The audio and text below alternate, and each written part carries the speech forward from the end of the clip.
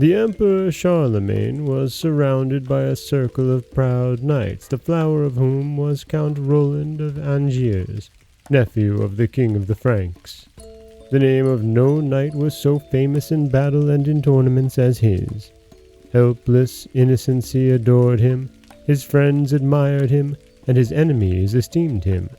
His chivalrous spirit had no love for the luxuries of life, and scorning to remain inactive at the emperor's court, he went to his imperial uncle, begging leave to go and travel in those countries of the mighty kingdom of the Franks, which, up to that time, were unknown to him.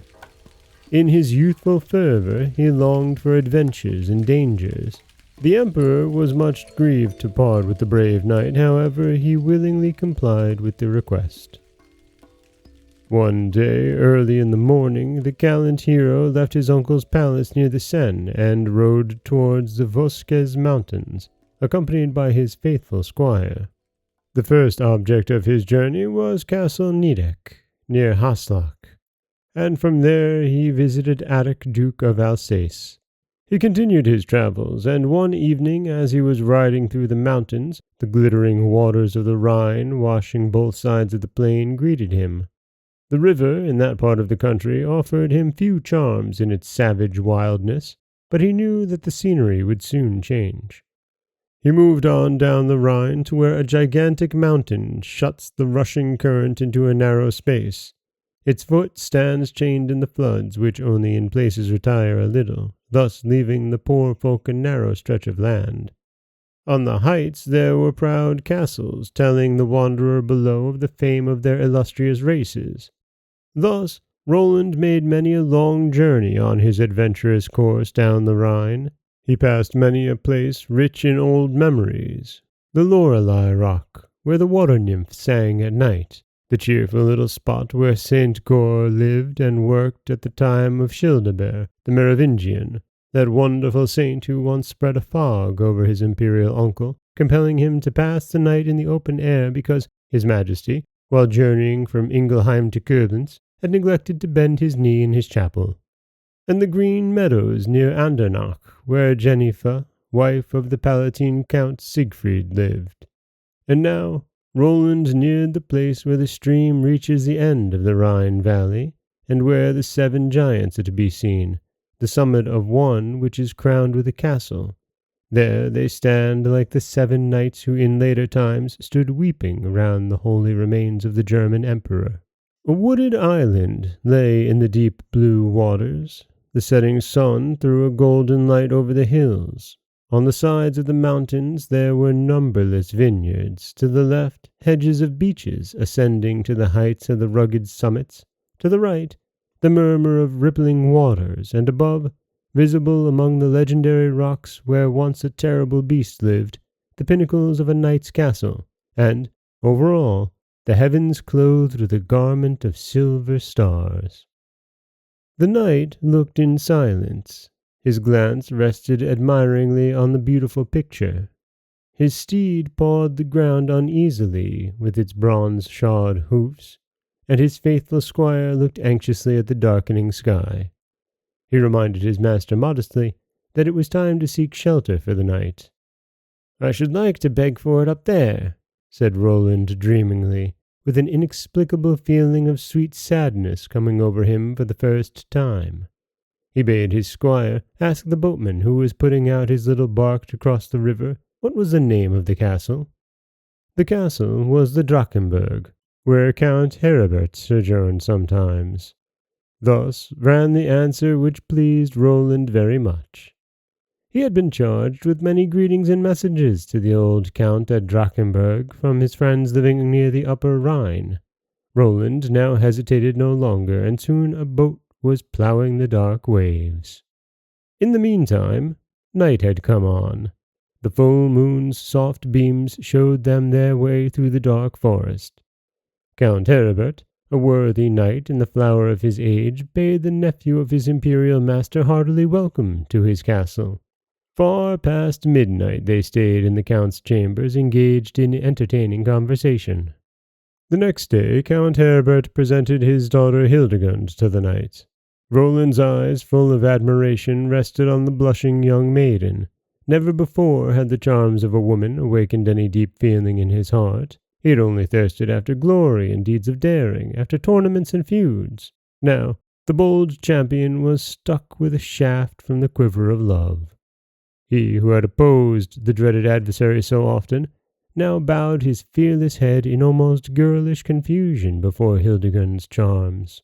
She, too, stood crimsoning deeply before the celebrated hero, whose name was famous and who was beloved in all the country round. The old knight broke up the scene of embarrassing silence between the youthful couple with gay laughing words, and conducted his guest through the high halls of the castle. Roland tarried longer at the friendly castle than he had ever done before in any other place in the country. He seemed bound to the blissful spot by love's indissoluble chains, and so it happened that one day these two found themselves, hand in hand, the deep love in their hearts rushing forth in ardent words. Count Heribert bestowed his lovely daughter very willingly on the celebrated knight, his only desire being to complete the happiness of his child whom he loved so dearly. A castle should be erected for her on the heights of the rocks on the other side of the Rhine, opposite the Drachenberg, and this proud fort on the rugged rocky corner of the mountain should be a watchtower for the glorious 7 maidens and their castle. In later times, it became the famous Roland Sec.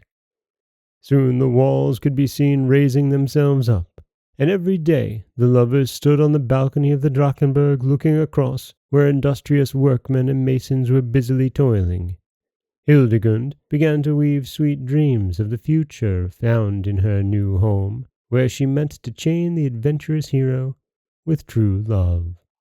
But one day a messenger appeared at the Drachenberg on a horse white with foam. He was sent by Charlemagne, and brought the tidings of a crusade which the emperor had decreed against the infidels beyond the Pyrenees. Charlemagne desired to have the famous knight among the leaders of his army.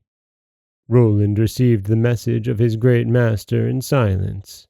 He looked at Hildegund, who with a death-like face was standing beside him. Grief stabbed cruelly at his heart. But he must obey the call of honor and duty, and, informing the royal messenger that he would arrive at the imperial camp in 3 days, he turned sorrowfully away, Hildegund sobbing at his side. The Cross and the Half Moon were fighting furiously for the upper hand in Spain. Terrible battles were fought, and much blood flowed from both Christians and infidels. Bloody victories were gained by the emperor's brave knights, the chief of whom was Roland. His sword forced a triumphant way for Charlemagne. It guarded his army, passing victoriously through the unknown country of the enemies. But the sad day of Roncesvalles, so often sung by German and other poets, was yet to come. Separated from the main body of the army, Roland's brave rear guard was making its way through the dusky forest.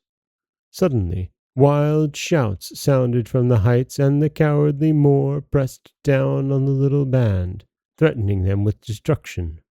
But the noble Franks fought like lions. Roland's charger, Brillador, flew now here, now there, and many a Saracen was hewn down by its noble rider's sword, Durant. But numbers conquer bravery. The little army of Franks became less and less, and at last Roland sank, struck by the lance of a gigantic Moor. The combat continued furiously round him. When night spread mournfully over the battlefield, the infidels had already done their terrible work. The Franks lay dead. Only a few had escaped from the slaughter. "Where is Roland?" was the frightened cry from pale lips. He was not among the saved. "Where is Roland?" asked Charlemagne anxiously of his messengers. Through the whole kingdom their answers seemed to resound. Roland the hero had fallen in battle fighting against the Saracens. Wherever this cry was heard, it awakened a deep sorrow. The news soon spread as far as the Rhine, and one day the imperial messengers appeared at the Drachenberg, bringing the sad tidings and the deepest sympathy of the emperor. Heribert sighed deeply on hearing the news and covered his eyes with his hands. Hildegund's grief was heartbreaking. Before the altar of the Queen of Sorrows she lay sobbing her heart out, imploring for comfort in her great need. For days on end she shut herself up in her little bower, and even her father's gentle sympathy could not assuage her bitter grief. Weeks passed. Then, one day, the pale maiden entered the knight's chamber, her grief quite transfigured. He drew her softly towards him, and then she revealed the resolution which was in her heart. Count Heribert was overwhelmed with grief, but he pressed a loving kiss on her pure forehead. The day came when, down below on the island Nonnenwert, the convent bells rang solemnly. A new novice, Count Heribert's lovely daughter, knelt before the altar. In the holy stillness of the convent, she sought the peace which she could not find in the castle of her father. With a last great convulsive sob, she had torn her lover's name from her heart, had quenched the flame of sorrowing love for him, and now her soul was to be filled ever with the holy fire of the love of God. In vain her afflicted father hoped that the unaccustomed loneliness of the convent would shake her resolution, and that, when the first year's trial was over, she would return to him. But no. The pious young woman fervently begged the bishop, who was a relation of her father, to release her from the year's trial and allow her after a short time to take her final vows. Her longing desire was fulfilled. After a month, Hildegund's golden locks were no more, and the lovely daughter of the Drakenberg was dedicated to the Lord forever. Time rolled on. Spring had vanished, and the sheaves were ripening in the fields. Where the river reaches the end of the Rhine valley crowned by the 7 giants, a knight with his horse stopped to rest. Far away in the south, where the valley of Roncesvalles lies bathed in sunshine, he had lain in the hut of a poor herd. There the faithful squire had dragged his master pierced by a Moorish lance. The bold hero and leader had remained for weeks and months on his sick bed, struggling with death, till the force of his iron nature had at last conquered. Roland was recovering under loving care, while they were mourning him as dead in the land of the Franks. Then, having recovered, he hurried back to the Rhine, urged by an irresistible longing. A wooded island lay in the deep blue waters, the setting sun threw a golden light over the hills. Numberless vineyards flanked the mountains, hedges of beeches were on one side, the murmurs of waters on the other, and above the pinnacles of a knight's castle among the legendary rocks where once a terrible beast lived, over all the heavens clothed with a garment of silver stars. Silently the knight paused, his glance resting admiringly on the beautiful picture. Now, as in months before, an inexplicable feeling of sweet sadness came over the dreamer. "Hildegund," murmured Roland, glancing up at the starry heavens. Again, as formerly, a boatman rowed across the stream, and Roland soon was striding through the forest towards the Drakenberg, accompanied by his faithful squire. The old watchman at the castle stared at the late guest, and crossing himself he rushed up to the chambers of his master. A man's figure, bent with age and sorrow, tottered forward. "Roland!" he gasped forth. The knight supported the broken-down old man in his arms. When Roland had departed long ago, his grief had found no tears. Now they flowed abundantly down his cheeks. The knight tore himself from the other's arms. "Where is she?" he asked in a hoarse voice. "Dead?" Count Heribert looked at him with unspeakable sorrow. "Hildegund, bride of Roland, whom they supposed dead, is now a bride of heaven." The hero groaned aloud, covering his face with his hands. In spring he left the Drakenberg and went to the castle on the rocky corner, and there he laid down his arms for ever. His thirst for action was quenched.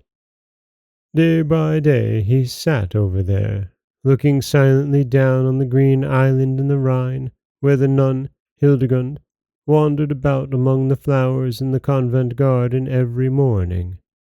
Sometimes, indeed, it seemed that she bowed kindly to him. Then the knight's face would be lighted up with a gleam of his old happiness. But even this joy was taken from him. One day his beloved did not appear, and soon the death bell tolled sorrowfully over the island. He saw a coffin which they were carrying to its last resting place, and he heard the nuns chanting the service for the dead. He saw them all, only one was wanting. Then he covered his face. He knew whom they were carrying to the grave.